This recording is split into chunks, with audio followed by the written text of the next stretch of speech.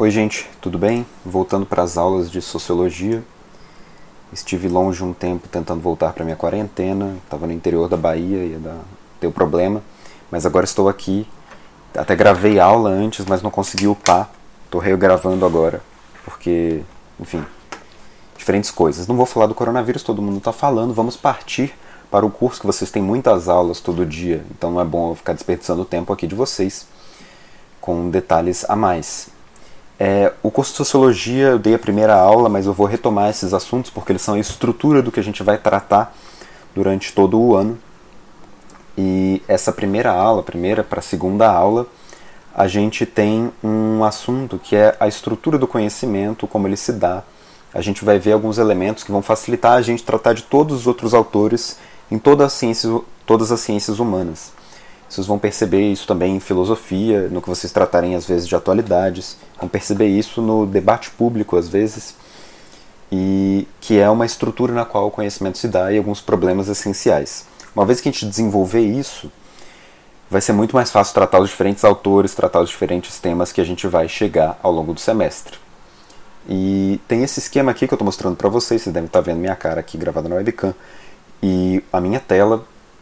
E esse esquema aqui, que vai estar no Drive de vocês, vou postando tudo no Drive, outras coisas no YouTube talvez.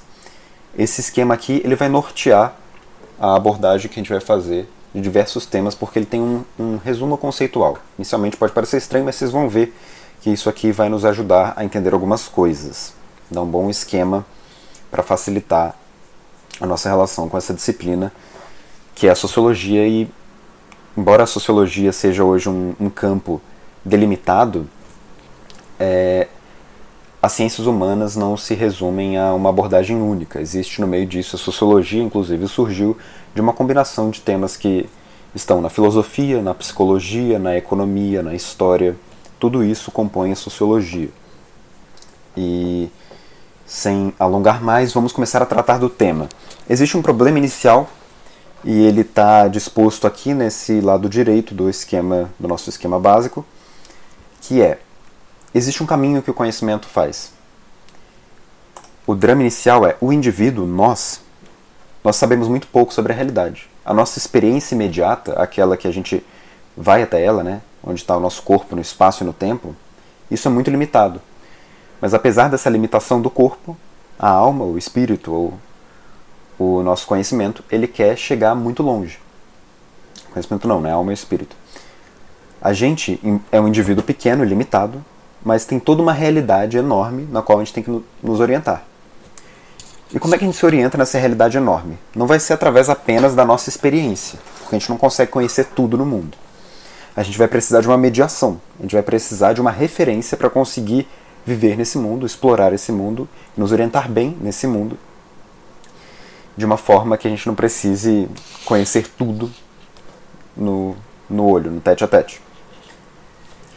E essa mediação é o conhecimento. O conhecimento entra aí com uma tentativa de fazer com que o indivíduo se oriente bem na realidade. Então, o conhecimento ele é uma mediação. Ele é uma porção da realidade que você tenta explicar, como se fosse um mapa, é um mapa da realidade, que o indivíduo se orienta de acordo com aquilo que ele quer, que ele busca, que ele precisa. Para ilustrar melhor esse ponto, esse drama inicial, que é indivíduo limitado, realidade quase infinita, como é que a gente faz para se orientar? Para ilustrar esse ponto, eu trouxe um conto do Jorge Luis Borges, que é um grande escritor argentino. O conto se chama Sobre o Rigor na Ciência. E ele se dá da seguinte forma, vou contar para vocês. Tem aqui um trechinho, vocês podem encontrar ele facilmente na internet. E tem uma bela imagem do mapa. E esse conto diz assim: uma vez um rei, um imperador, ele queria um mapa do seu reino. Ele contratou um cartógrafo, um cara que faz mapa.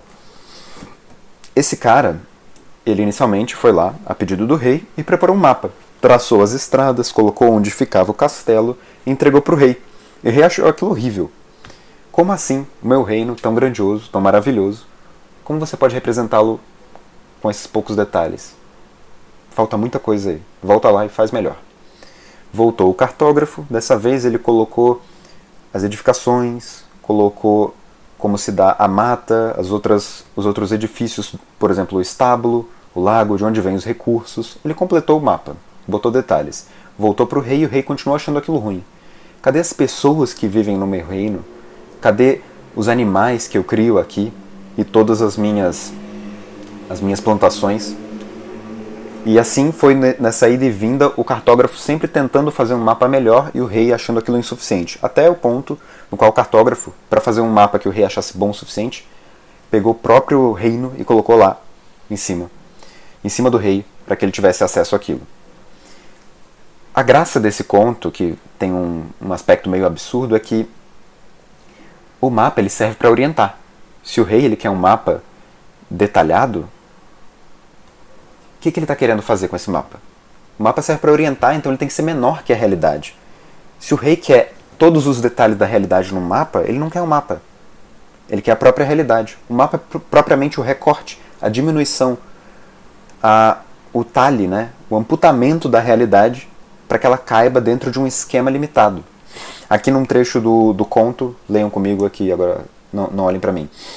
Naquele império, a arte da cartografia alcançou tal perfeição que o mapa de uma única província ocupava uma cidade inteira. Ou seja, o mapa não era uma maquete, mas ele era a própria vida, a própria coisa que ele representava. E uma representação ela tem que ser menor. E se você tem um mapa que é assim tão extenso, tão gigante, ele se torna inútil. Porque é melhor você ir lá e olhar as coisas com seus próprios olhos. E é isso uma percepção que eu quero que vocês tenham, que o conhecimento, voltando ao nosso esquema, ele funciona como um mapa. Ele funciona como um mapa da realidade. E cada autor, cada ciência, cada abordagem vai tratar o mapa de forma diferente. A física faz um mapa específico da realidade que diz respeito a alguns fenômenos de uma certa natureza. A sociologia é um outro tipo de mapa, com as suas limitações, e pode ser construído de vários jeitos. E o que eu quero que vocês entendam é que cada autor que a gente vai tratar aqui, cada problema que a gente vai tratar, está olhando para a realidade, que é imensa, e selecionando alguns elementos, fazendo uma coisa menor. E selecionando esses elementos, ele faz um mapa que pode servir ao rei ou não. E a gente tem que entender que eles são diferentes entre si. Por isso esse esquema que eu preparei para vocês, ele vai voltar muito ao longo do semestre, porque a gente vai perceber algumas diferenças que alguns autores fazem, que a gente faz a respeito do mundo, e que são fruto de uma escolha, de pegar um mapa X ou Y para se orientar. Muito bem, feito isso, a gente vai tratar propriamente do conhecimento e como o conhecimento se constrói. Quais são os critérios, métodos, ideias, motivações para se construir um mapa específico. E teremos em vista primeiro uma coisa que eu quero que vocês tenham em mente, que é o olhar. O olhar é símbolo de, como eu disse aqui, símbolo de esclarecimento intelectual em quase toda a civilização. O olhar, esse nosso contato, no caso mais extenso que a gente tem com o mundo, ele é essencial para que a gente consiga tratar as coisas de forma adequada. Sobre o olhar, conto para vocês uma outra história. Vocês já devem ter lidado com a situação. Eu até escrevi sobre ela nesse texto aqui, que ele é base da nossa primeira aula. Se quiserem ver depois, ele estende um pouco do que eu estou falando aqui. Vocês já devem ter lidado com a situação na qual vocês têm uma pessoa que ela estudou muito, ela tem uma pós-graduação, ela é bem gabaritada sob algum sentido, mas o que ela fala sobre o mundo parece simplesmente errado. Fala, nossa, essa pessoa aí estudou tanto para ser burra. É terrível. E de um outro lado você tem uma pessoa que quase não tem educação formal, talvez tudo que ela tenha aprendido seja na experiência, não teve acesso assim a tantos mapas, mas ela sabe muito das coisas, ela entende bem, ela tem sensibilidade para o que aparece diante dela. E diante dessa situação, embora a gente tenha essa impressão, putz, mas essa pessoa aí, sem estudo, na verdade ela sabe muito mais. O que está acontecendo? A gente sente assim, a gente sente que isso está acontecendo, que a pessoa sabe mais, mas a gente não sabe justificar por quê. Afinal, aquela pessoa estudada lá, ela faz referência a diferentes coisas, ela tem um ar de quem sabe, mas ela pode não saber de nada. Isso, provavelmente, vem de uma coisa que a gente vai tentar explicar e desenvolver, mas vem da escolha de mapas ruins. Se você quer chegar de São Paulo a Campinas, você pode ter todos os mapas da Ásia na sua mão. Nenhum deles vai te ajudar. Mas se você tiver feito isso uma vez a pé, sei lá, feito isso uma vez de carro, vai ser um procedimento muito mais simples. Nesse caso, a experiência vale muito mais do que o seu conhecimento. porque o seu conhecimento ele sempre está olhando para uma porção da realidade. Se essa porção não for conveniente, se essa porção for inclusive mal feita, for um mapa mal feito, um mapa que constrói as estradas do jeito errado, tem as mãos das ruas tudo desordenadas, esse mapa vai te desorientar. E isso acontece com muita gente que se informa muito. Ela pode se desorientar porque ela não tem a base. Aquilo que é essencial para construir um bom mapa, ela não tem. E o que é essencial é o olhar, uma certa sensibilidade. O que é essencial são esses 4 elementos aqui que eu coloquei, descendo, né, nessa linha, através dos quais a gente constrói o conhecimento. E eu vou elaborar com vocês como funciona essas 4 etapas. Vou mostrar depois como cada autor lida com essas etapas. Vocês vão ver que vai facilitar muito o nosso trabalho. Primeiro, um exemplo. Eu vou passar por esse esquema de diferentes formas e dar exemplos dentro deles, mas um primeiro que vai facilitar muito. Imaginem só um processo jurídico. Uma pessoa processa outra por um motivo qualquer. O que acontece? Tem o motivo do processo, ou seja, o conflito inicial. Pode ser aí uma herança, uma batida de carro, uma questão com o banco ou com a telefonia, que ele é um conjunto de acontecimentos. A ideia de poiesis, do grego, poética, como eu escrevi aqui, vem de criação. Primeiro você precisa criar a questão. A questão é criada com esse conjunto de acontecimentos que as pessoas, sei lá, se encontraram na rua, houve algum conflito e elas precisam resolver isso. Esse conjunto de acontecimentos ele é registrado de diversas formas. Talvez através de um documento, através das testemunhas oculares, através da experiência de cada um que esteve ali. E muitos elementos desse conflito talvez fiquem perdidos. Uma pessoa é desonesta com a outra, ela não tem prova nenhuma. Mas enfim, aquilo aconteceu, aquilo foi criado, aquilo existe. Tem consistência. E esse é um primeiro elemento. Você selecionar o que da realidade, o que de consistente da realidade você vai olhar, é o começo da criação do seu conhecimento. Você quer olhar para economia, ou você quer olhar para a alma, para a psique, para a mente da pessoa. Uma pessoa, ela é o seu corpo, ela é o que ela pensa, ela é o que ela tem, ela é todo esse conjunto de elementos. Mas você pode escolher um deles só, para prestar atenção, e outros para jogar fora. Enfim, num processo jurídico, a pessoa tem um conflito. E esse conflito ele vai ser narrado de alguma forma. Você tem que reconstituir ele para levar ao processo. E vem o segundo momento, que é o retórico. Quem reconstitui isso? Depois que você reúne as provas que você tiver, as testemunhas, a história que você tem que contar, você precisa do advogado. O que é o advogado? É uma pessoa que tem um conhecimento de como construir uma narrativa coerente e bem aceita a respeito daqueles acontecimentos. E o advogado não apenas constrói a narrativa, mas ele defende a narrativa. Advogado de ataque e advogado de defesa. Acho que não é ataque, esqueci o nome. Mas a retórica, e vem dessa palavra retórica, como é usada pelos políticos, de defender ideias, ela é esse momento no qual você, a partir de uma realidade, tem a defesa de um ponto de vista e a defesa de outro ponto de vista. A imagem aqui no processo são os advogados. Eles vão degladiar entre si essas ideias, extraídas da realidade inicial da poética, e uma vez que eles criarem uma narrativa coerente, bem aceita, segundo alguns conformes mais sistemáticos, eles vão levar essa narrativa ao juiz, que é uma pessoa ainda mais treinada, que vai pegar as duas narrativas e falar assim, esse elemento aqui eu acho que essa pessoa exagerou, esse aqui não importa. Combinando essas duas narrativas, eu encontro um centro, eu encontro um elemento comum, que é o fio da meada de onde eu puxo a minha conclusão, e de onde eu faço um veredito, e digo, foi isso que aconteceu, essa é a decisão que será tomada. Embora, espero que não esteja barulhento, embora muitas coisas tenham acontecido no começo e alguns detalhes podem ficar perdidos, a gente precisa tomar uma decisão a respeito disso. A gente precisa se orientar na realidade. E a gente vai se orientar na realidade de acordo com aquilo que a gente tem. Então percebam que o juiz pode ser o melhor juiz do mundo, o mais justo, o mais informado.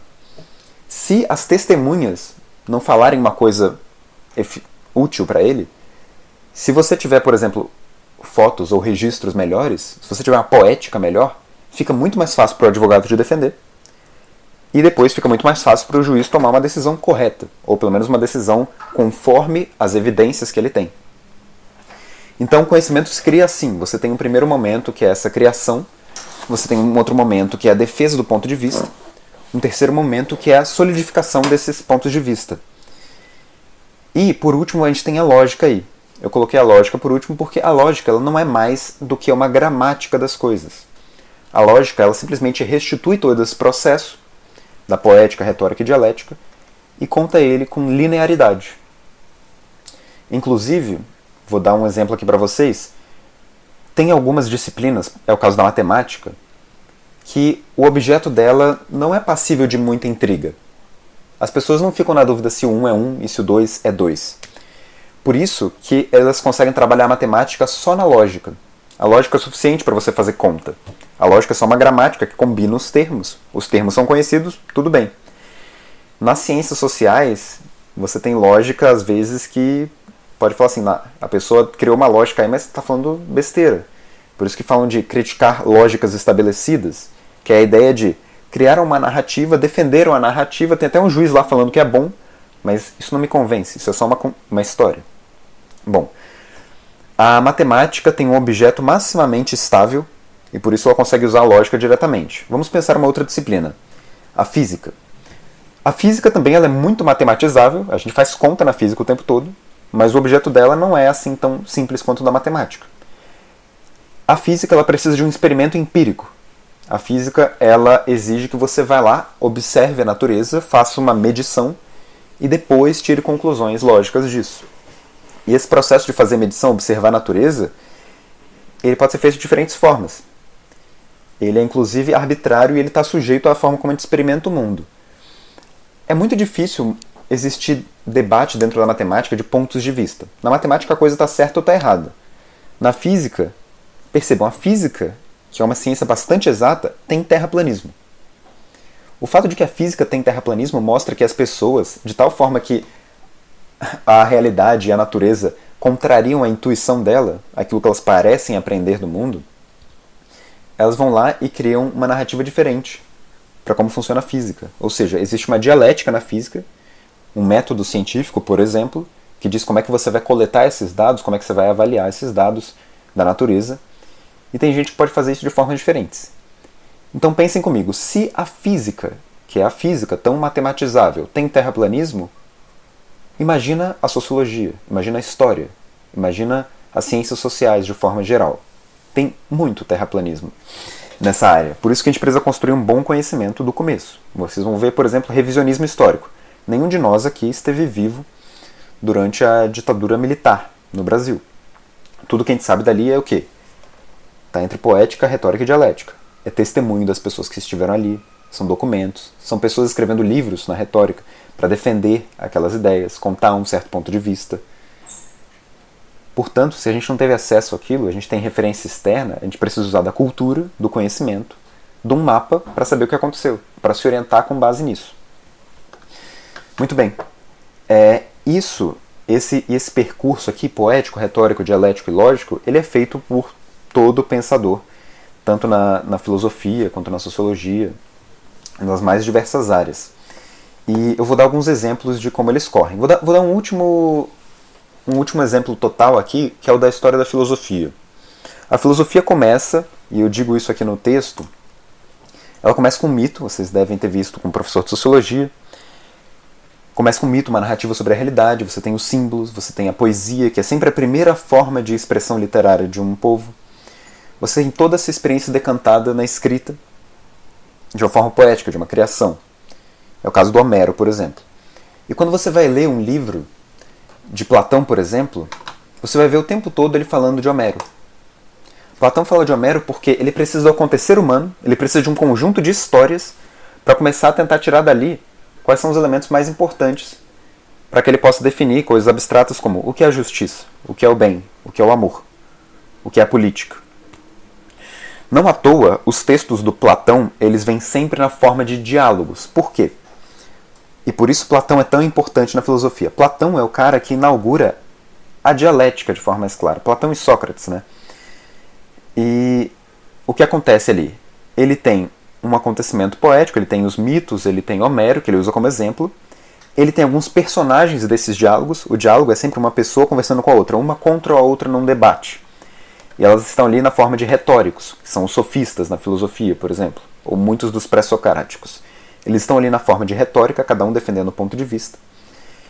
E no final, nos textos de Platão, na pessoa de Sócrates, você tem a dialética, que é pegando esses pontos de vista conflitantes, pegando o debate esquerda-direita, pegando o conflito de uma discussão, você tira aquelas partes que não servem, aquelas partes que são exagero de alguém que quer defender um ponto de vista, aquelas partes que são muito parciais, e tira dali um ponto comum, um elemento que te diz a verdade a respeito de um certo tema.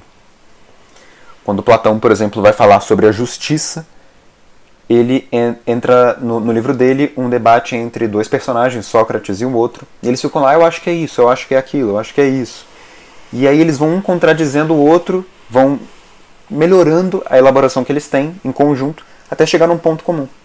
E uma vez que você tem esse ponto comum, que você tem a dialética já bem trabalhada, a lógica serve apenas para você ler isso de forma linear, para você criar um discurso lógico em cima disso. Inclusive, a lógica, ela tanto é um discurso apenas, que a lógica pode servir para falar sobre coisas falsas. Se, por exemplo, eu digo assim, todo presidente é inteligente e Bolsonaro é presidente, eu deveria concluir que Bolsonaro é inteligente, por exemplo. O que é falso. Mas a lógica está perfeita, entendeu? Eu combinei os dois elementos e cheguei num terceiro. Se todo presidente é inteligente e o Bolsonaro é presidente, então é natural que o Bolsonaro deveria ser inteligente. Mas não é verdade. O mesmo serviria para Dilma, por exemplo. Aqui foi só uma escolha de coronavírus. E muito bem, vou agora trazer alguns exemplos para ilustrar melhor essas passagens. E é o assunto dessa aula e da próxima aula, o momento poético-retórico. Porque ele é a estrutura do conhecimento, ele é o começo dessa produção do conhecimento, como eu dei para vocês nesses exemplos. Mas a maior parte dos autores dentro das ciências humanas, da sociologia, está aqui nesse momento dialético. Ele não está criando uma situação. Aqui na poética você tem os artistas, você tem os jornalistas, frequentemente. Os jornalistas estão mais na retórica, mas você tem a arte, você tem a história, o registro do acontecimento. O cientista social está tentando encontrar um nexo. Ele está tentando criar uma narrativa a respeito daquela realidade. Por isso ele usa muito mais da retórica para tentar eventualmente chegar numa dialética. Através dessa retórica, defendendo um ponto de vista e chegar num elemento que ele julga o essencial, o explicativo. E criar a lógica dele a partir daí. Muito bem, eu criei aqui e tem aqui muitos exemplos do poética, retórica, dialética e lógica. Eu vou passando por isso de diferentes formas. Há algo muito valioso que, se vocês quiserem entender mais, e fica a dica para vocês, o trabalho da poética, por exemplo, o bom contato com boa arte. A boa arte ela é essencial para você construir um bom conhecimento posterior a isso. Se você não tem uma arte que reflete bem a sua realidade, se você não consegue olhar para a sua realidade com um olhar afiado, que bons artistas vão trazer, você não consegue criar boa teoria. Você não consegue entender boa teoria. Se você não ocupa os espaços, como dizem tanto em política, com esses elementos, você não consegue entender. Por isso que a poética é essencial. Por isso vocês verem bons filmes, boas séries, livros e terem muitas experiências faz com que vocês entendam mais das coisas, porque você tem essa base, a poética, ela está bem construída. Inclusive, se vocês tiverem curiosidade, uma citação antes, o próprio Platão dizia que a coisa mais importante para um jovem ateniense fazer era frequentar o teatro. Isso está lá no livro As Leis do Platão. E frequentar o teatro por quê? Porque é no teatro que as pessoas vão dramatizar as questões do seu povo. É ali que as questões, por exemplo, a justiça, ela não vai ser só um nome, mas ela vai ser o próprio conflito, ela vai ser o próprio acontecimento. A gente entende mais sobre convívio, a gente entende mais sobre, digamos, calma e paciência, não lendo um tratado sobre a paciência. Isso pode até ajudar, mas é convivendo com uma pessoa e vendo aquilo acontecer de forma viva, como acontece na obra de arte. Por isso que o teatro, o cinema, essas coisas são de tanta importância para a gente compreender a realidade social. A gente precisa ver as coisas acontecendo. Depois a gente transforma a realidade em mapa, mas a gente tem que ter contato com a realidade também.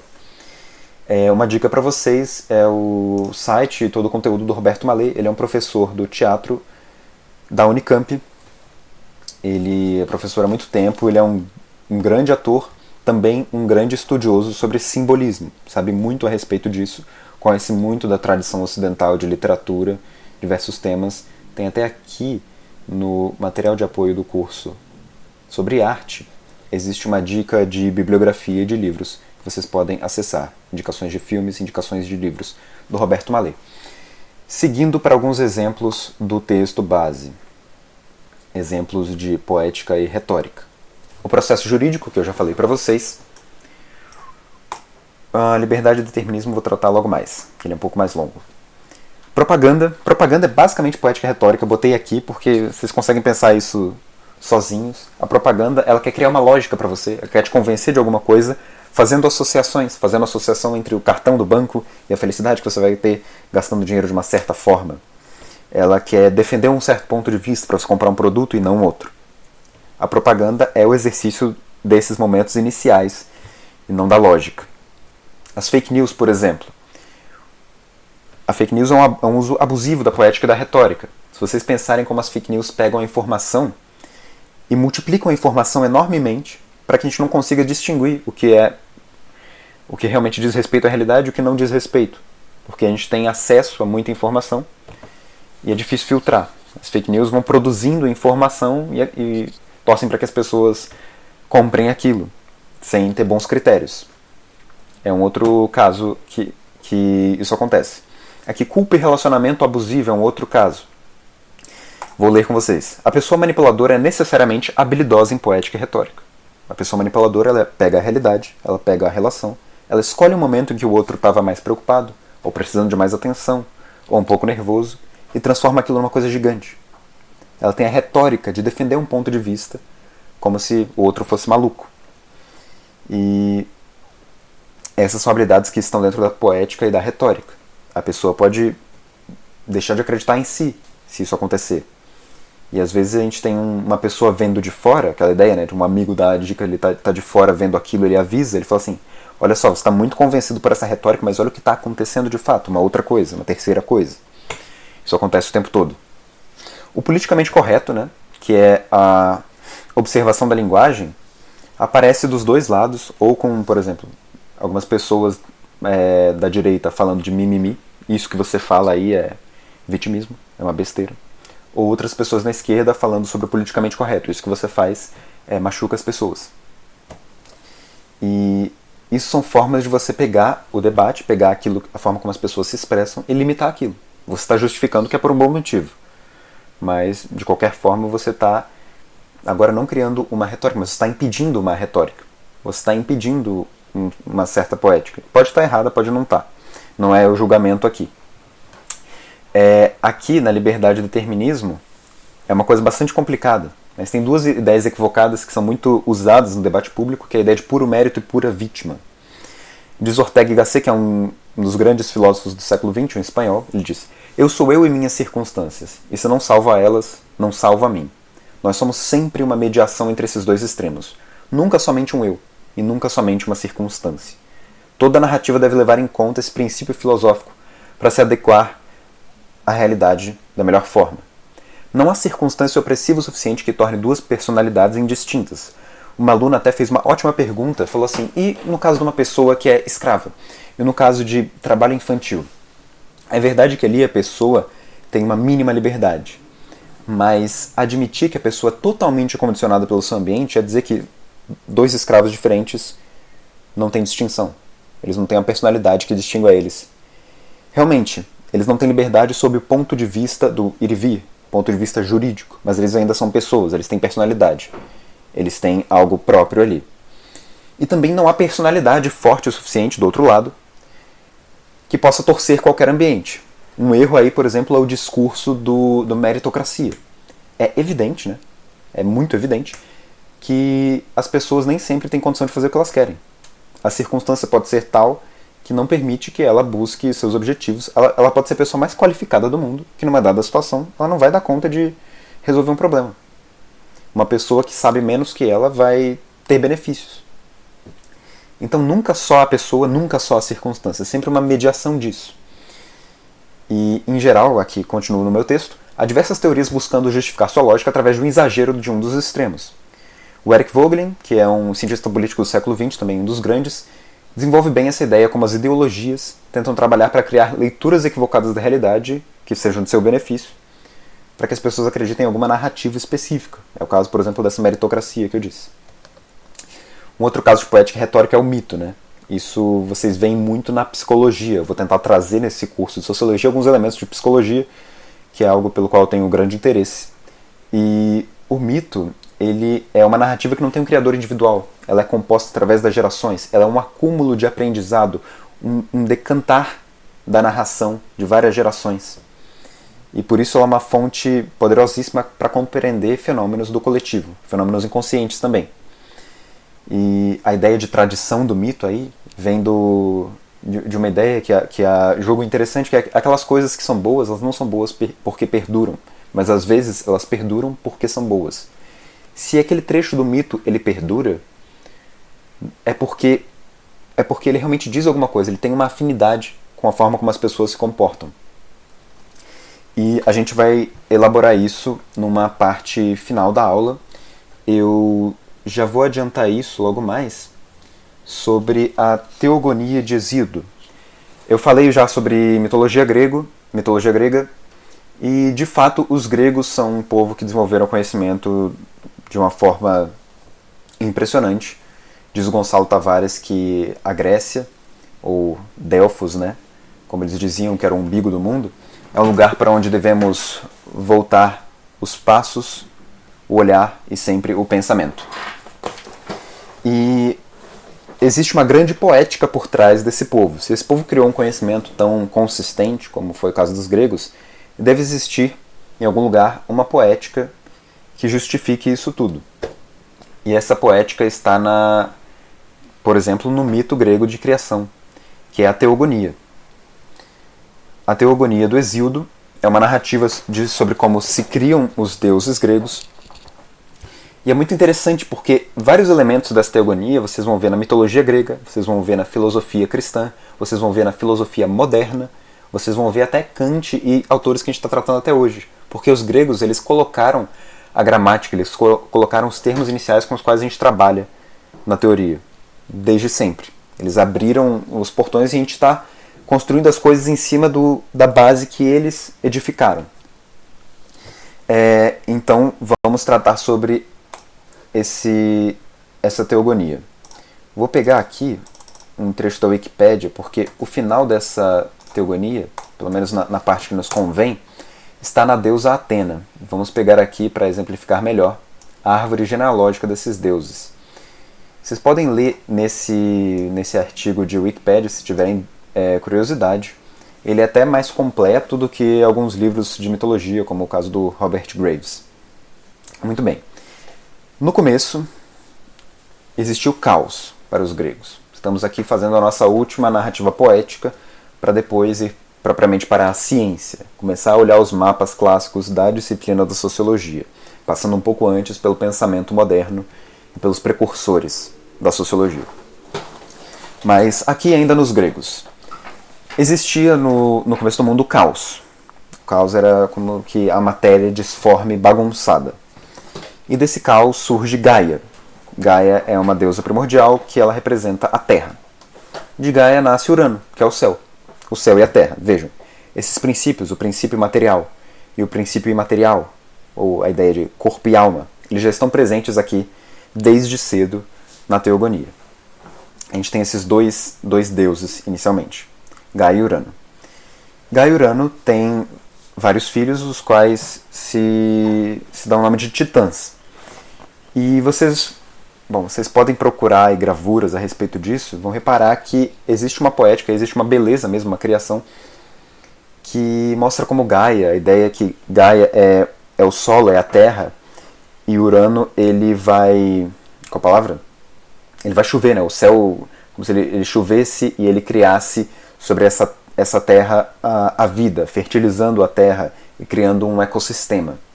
E nesse ecossistema surgem diferentes deuses, entre eles os titãs. É o caso de Oceano, Tétis, Cronos e Reia, que vocês veem aqui.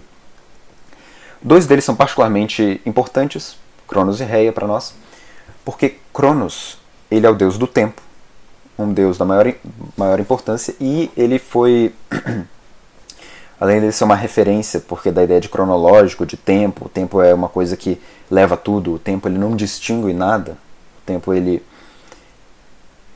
só segue, ele não faz distinção entre as pessoas e as coisas.